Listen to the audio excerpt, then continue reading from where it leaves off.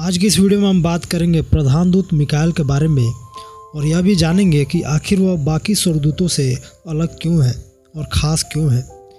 Bible हमें केवल Mikael के बारे में बताती है कि वह प्रधान दूत के रूप में है। यहूदा के पुस्तक में भी हम देखते हैं कि मिकाएल को प्रधान दूत कहा गया है। मिकाएल स्वर्गदूत बाकी के स्वर्गदूतों से ऊंचे पद पर है, इसीलिए इसे बाकी स्वर्गदूतों का प्रधान भी बनाया गया है। यहूदा अध्याय 1 उसका 9 में लिखा है, परंतु प्रधान स्वर्गदूत मिकाएल ने जब शैतान से मूसा की लोथ के विषय में वाद विवाद करता था तो उसको बुरा भला कह के दोष लगाने का साहस न किया, पर यह कहा कि प्रभु तुझे डांटे। याद रखिए, केवल एक स्वर्गदूत जो इस तथ्य के कारण बाइबल में वर्णन किया गया है, जो प्रधान दूत के लायक भी है, और इसके बारे में बाइबल में भी बाकी स्वर्गदूतों से ज़्यादा वर्णन किया गया है। यह प्रधान दूत हर बार हमारे ध्यान को सर्वशक्तिमान परमेश्वर की ओर आकर्षित करता है। पुराने नियम में मिकाएल प्रधान दूत को ज़्यादातर इस्राएल राज्य के साथ देखा जा सकता है। परमेश्वर भी मिकाएल को अपने चुने हुए लोगों के लिए प्रधान दूत ठहराए हैं। साथ ही इसे परमेश्वर ने अपने राज्य में दूतों के प्रधान के रूप में भी रखा है। लिखा है दानियल अध्याय 12 उसका 1 में, उसी समय मिकाएल नाम बड़ा प्रधान जो तेरे जाति भाइयों का पक्ष करने को खड़ा रहता है वो उठेगा। तब ऐसे संकट का समय होगा जैसा किसी जाति के उत्पन्न होने के समय से लेकर अब तक कभी न हुआ होगा, परंतु उस समय तेरे लोगों में से जितनों के नाम परमेश्वर की पुस्तक में लिखे हुए हैं वे बच निकलेंगे। मिकाएल विशेष रूप से परमेश्वर के लोगों की रक्षा और बचाव करता है। नए नियम में भी प्रकाशित वाक्य में हमें अंतिम समय के बारे में बताया गया है, जहां मिकाएल और शैतान जो बड़े अजगर के रूप में बताया गया है, दोनों के बीच एक युद्ध होगा। लिखा है प्रकाशित वाक्य 12 उसका 7 से 9 में, फिर स्वर्ग पर लड़ाई हुई, मिकाएल और उसके स्वर्गदूत अजगर से लड़ने को निकले और अजगर और उसके दूत उससे लड़े, परंतु प्रबल न हुए, और स्वर्ग में उनके लिए फिर जगह न रही। और वह बड़ा अजगर अर्थात वही पुराना सांप जो इब्लिस और शैतान कहलाता है और सारे संसार का भरमाने वाला है, पृथ्वी पर गिरा दिया गया और उसके दूत उसके साथ गिरा दिए गए।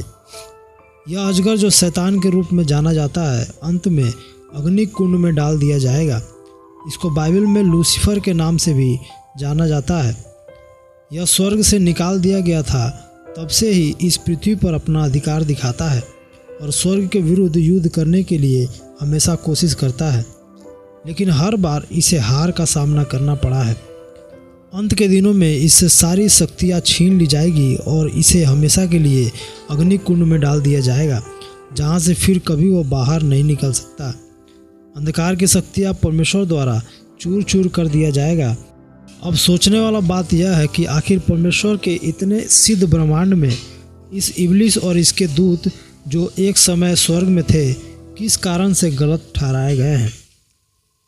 पतरस हमें इसके बारे में बताते हैं, जबकि परमेश्वर ने उन स्वर्गदूतों को जिन्होंने पाप किया न छोड़ा, पर उन्हें नरक में डाल दिया और न्याय के दिन के लिए अंधेरे कुंड में बंदी बना रखा है। यहाँ हम देख सकते हैं कि जिन स्वर्गदूतों ने पाप किया, परमेश्वर उन्हें नरक में डाल देगा और अंधेर कुंड में बंदी बना कर रखेगा।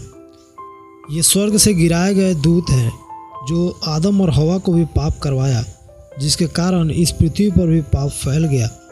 यशायाह अध्याय 14 उसका 13 से 15 में लिखा है, तू मन में कहता तो था कि मैं स्वर्ग पर चढ़ूँगा, मैं अपने सिंहासन को ईश्वर के तारागण से अधिक ऊंचा करूँगा और उत्तर दिशा के छोर पर सभा के पर्वत पर विराजूँगा।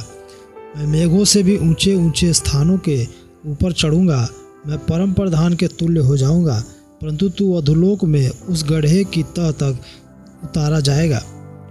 यहाँ हम देख सकते हैं कि स्वर्ग में रहने वाला स्वर्गदूत जब अपने मन में घमंड किया और परमेश्वर से भी ऊंचा होने के बारे में सोचने लगा, तब परमेश्वर द्वारा उसे स्वर्ग से नीचे गिरा दिया गया।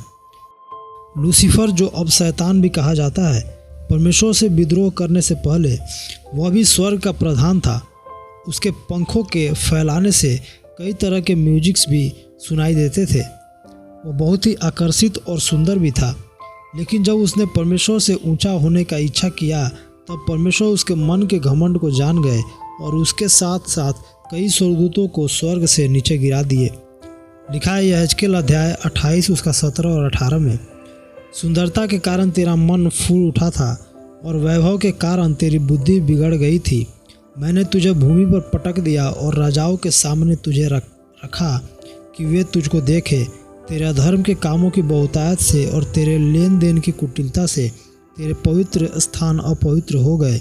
सो मैंने तुझ में से ऐसी आग उत्पन्न की जिससे तू भस्म हुआ और मैंने तुझे सब देखने वालों के सामने भूमि पर भस्म कर डाला है। दोस्तों, बाइबल में कहीं कहीं स्वर्गदूतों को तारों के रूप में भी वर्णन किया गया है। शैतान के बारे में बताया गया है कि वह भी स्वर्ग से गिराए जाने से पहले सुबह का तारा कहा जाता था। यूहन्ना अपने प्रकाशित वाक्य में एक युद्ध का जिक्र करते हैं जिसमें प्रधान दूत अपने दूत के साथ एक बड़ा अजगर जो शैतान है और उसके दूतों के साथ युद्ध करेगा और शैतान को पराजित भी करेगा। बाइबल हमें इस बात को बताती है कि परमेश्वर न्याय करने के लिए स्वर्गदूतों का भी इस्तेमाल करेगा और शैतान को इस पृथ्वी से पूरी तरह से नष्ट कर देगा। दानियल और स्वर्गदूत। दोस्तों, दानियल हमें मिकाएल प्रधान दूत से परिचय कराते हैं। दानियल जब प्रार्थना कर रहे थे, उनके प्रार्थना का उत्तर परमेश्वर एक स्वर्गदूत द्वारा भेजते हैं, लेकिन उसे फारस के राजाओं यानी शैतान और उसके दूतों द्वारा 21 दिन तक रोके रखा गया। उसी समय मिकाएल प्रधान दूत उन शैतान के दूतों से युद्ध करके दानियल के प्रार्थना का उत्तर पहुंचाया।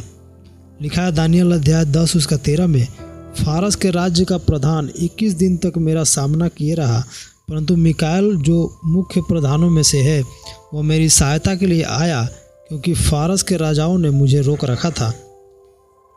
पुराने नियम में दानियल स्पष्ट रूप से परमेश्वर के स्वर्गदूतों की शक्तियों और अंधकार की शक्तियों के विरुद्ध एक भयंकर युद्ध का वर्णन किया है। वह 3 सप्ताह से शोक कर रहा था और उसने इस बीच कुछ भी नहीं खाया और न ही कुछ पिया था। वह बहुत कमज़ोर भी हो गया था और बात करने में असमर्थ था। स्वर्गदूत ने जब उसके प्रार्थना का उत्तर लेकर पहुंचा तब उसके होठ को छुआ और दानियल के अंदर से फिर सामर्थ आ गया। दानियल को उसने बोला कि मत डर, क्योंकि पहले ही दिन तेरी प्रार्थना सुन ली गई थी जब तू परमेश्वर से अपने आप को दिन करके प्रार्थना कर रहा था। लेकिन शैतान और उसके दूतों द्वारा 21 दिन तक रोके रखा गया, जिसके कारण प्रार्थना का उत्तर आने में देर हो गया। आज के वीडियो में हमने देखा कि मिकाएल प्रधान दूत के रूप में काम करता है और यह बाकी स्वर्गदूतों से काफ़ी अलग है, जो परमेश्वर के लोगों का हमेशा रक्षा भी करता है। वीडियो अच्छा लगा तो लाइक करें, चैनल को सब्सक्राइब कर ले और इसको ज़्यादा से ज़्यादा शेयर करें। धन्यवाद। जय मसीह की।